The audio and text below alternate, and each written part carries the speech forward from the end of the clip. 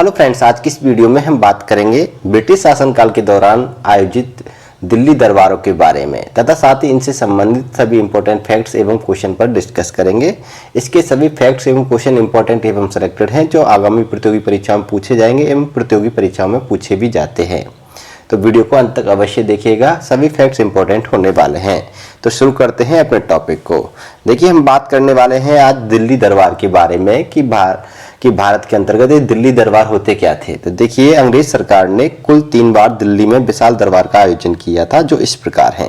सबसे पहली बात ये जाननी है कि ब्रिटिश शासनकाल के दौरान जो अंग्रेजी सरकार थी उसने भारत में कुल कितनी बार दिल्ली दरबारों का आयोजन किया था। तो 3 बार दिल्ली दरबार आयोजित किए गए थे।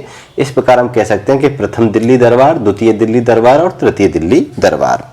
तो आज हम इनके बारे में जानेंगे। तो सबसे पहले हम जानेंगे प्रथम दिल्ली दरबार के बारे में कि ये प्रथम दिल्ली दरबार का आयोजन कब हुआ, किसने करवाया और किसके लिए करवाया। तो इन सभी फैक्ट्स पर हम डिस्कस करेंगे। तो सबसे पहले हम देखते हैं प्रथम दिल्ली दरबार के बारे में।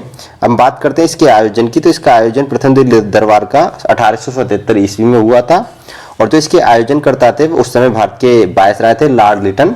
तो लॉर्ड लिटन किसके क्या थे, आयोजन करता थे। इस दिल्ली दरबार में क्या होता है कि इसमें महारानी विक्टोरिया को भारत की साम्राज्ञी घोषित किया गया था और तथा उनको केसर ए हिंद की उपाधि से विभूषित किया गया था। ये बात याद रखनी है आपको, इम्पोर्टेंट है कि किस दिल्ली दरबार में महारानी विक्टोरिया को केसर ए हिंद की उपाधि से नवाजा गया था। तो आपको याद रखना है प्रथम दिल्ली दरबार, और उनकी सन याद रखनी है और उनका गवर्नर जनरल और वायसराय याद रखना है। ठीक है। तो प्रथम दिल्ली दरबार का आयोजन किस वायसराय के काल में हुआ था, लॉर्ड लिटन के शासनकाल में, और कब हुआ था, 1877 ईस्वी में।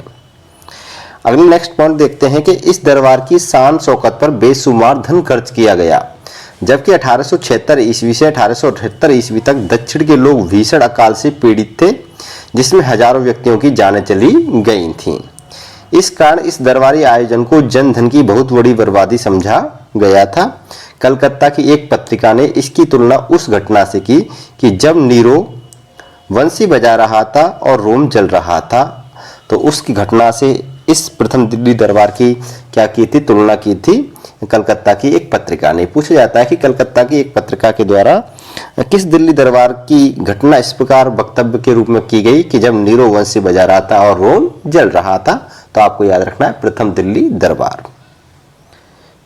इसके बाद में हम देखते हैं द्वितीय दिल्ली दरबार के बारे में। ये थी प्रथम दिल्ली दरबार से संबंधित सभी इंपॉर्टेंट बातें। अब हम देखते हैं द्वितीय दिल्ली दरबार के बारे में इंपॉर्टेंट बातें। देखिए, द्वितीय दिल्ली दरबार का जो आयोजन है वो 1903 ईस्वी में हुआ था और इसके जो आयोजन करता थे वो लॉर्ड कर्जन थे। ठीक है। इस द्वितीय दिल्ली दरबार में क्या होता है कि बादशाह एडवर्ड सप्तम की ताजपोशी की घोषणा की गई थी। ये बात याद रखनी है। और यह दरबार पहले दरबार से भी ज्यादा खर्चीला था, लेकिन इस दरबार का कोई भी नतीजा नहीं निकला था। ये बात भी आपको याद रखनी है। यह दरबार ब्रिटिश सरकार का क्या था, शक्ति प्रदर्शन मात्र था। इसमें बस इतना याद रखना है कि महारानी विक्टोरिया से संबंधित प्रथम दिल्ली दरबार है और द्वितीय दिल्ली दरबार ब्रिटिश सम्राट एडवर्ड सप्तम से संबंधित है और इसको जो आयोजित करवाया था वो लॉर्ड कर्जन ने करवाया था और पहला करवाया था लॉर्ड लिटन ने 1877 में, दूसरा हुआ था 1903 ईस्वी में। ठीक है, ये बात याद रखनी है। बात करते हैं नेक्स्ट तृतीय दिल्ली दरबार की कि तृतीय दिल्ली दरबार का जो आयोजन है वो 1911 ईस्वी में हुआ था और जो इसके आयोजन करता थे वो लॉर्ड हॉर्डिंग द्वितीय थे। ये इंपॉर्टेंट दिल्ली दरबार है, इसमें कुछ अच्छे काम हुए थे। देखिए, क्या था कि इस दिल्ली दरबार में जो वासा जॉर्ज पंचम थे ब्रिटेन के और महारानी विलियम मैरी थी, इनका क्या हुआ, इस अवसर पर भारत आए थे तृतीय दिल्ली दरबार के अवसर पर, और इस दरबार में उनकी क्या की गई थी, ताजपोशी का समारोह किया गया था। इसी दरबार में क्या होता है कि बंगाल विभाजन को भी निरस्त किया जाता है, जिसको लॉर्ड कर्जन ने क्या किया था, लगाया था। लॉर्ड कर्जन क्या थे, बंगाल विभाजन के जनक थे। इन्होंने बंगाल विभाजन किया था 1905 ईस्वी में लॉर्ड कर्जन ने, और जो भी 1905 में बंगाल विभाजन हुआ था इसी विभाजन के विरोध में स्वदेशी आंदोलन चलाया गया था। और उसके बाद में क्या होता है, लॉर्ड हॉर्डिंग द्वितीय के शासनकाल में 1911 ईस्वी में तृतीय दिल्ली दरबार में इस बंगाल विभाजन को क्या कर दिया गया था, निरस्त कर दिया गया था। इसके अलावा हम देखते हैं कि इसी दरबार में भारत की राजधानी कलकत्ता से दिल्ली स्थानांतरित किए जाने की घोषणा की गई थी और इसके बाद में क्या होता है, सन 1912 में दिल्ली क्या बना था, भारत की राजधानी बना था। तो इंपॉर्टेंट फैक्ट्स है कि किस दिल्ली दरबार में भारत की राजधानी कलकत्ता से दिल्ली स्थानांतरित हुई थी, तो तृतीय दिल्ली दरबार में। या भारत की राजधानी दिल्ली कब बनाई गई थी कलकत्ता से, तो 1911 में घोषणा हुई और 1911 में क्या बना था, राजधानी बना। Point clear.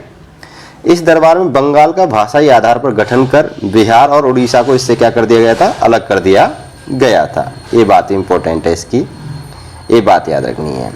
इस दरबार में क्या हुआ, असम के लिए एक अलग से कमिश्नरी नियुक्त की गई थी, नियुक्त करने की घोषणा की गई थी, या हम कह सकते हैं असम को अलग से कमिश्नरी प्रदान की गई थी इसी दिल्ली दरबार में। ये भी इंपॉर्टेंट फैक्ट से पूछा जाता है कि किस दिल्ली दरबार में असम के लिए अलग से कमिश्नरी नियुक्त किए जाने की घोषणा की गई थी, तो तृतीय दिल्ली दरबार में। तो इस प्रकार हम कह सकते हैं कि हमारे जो ब्रिटिश शासनकाल था, ब्रिटिश शासनकाल के दौरान 3 दिल्ली दरबार आयोजित हुए थे।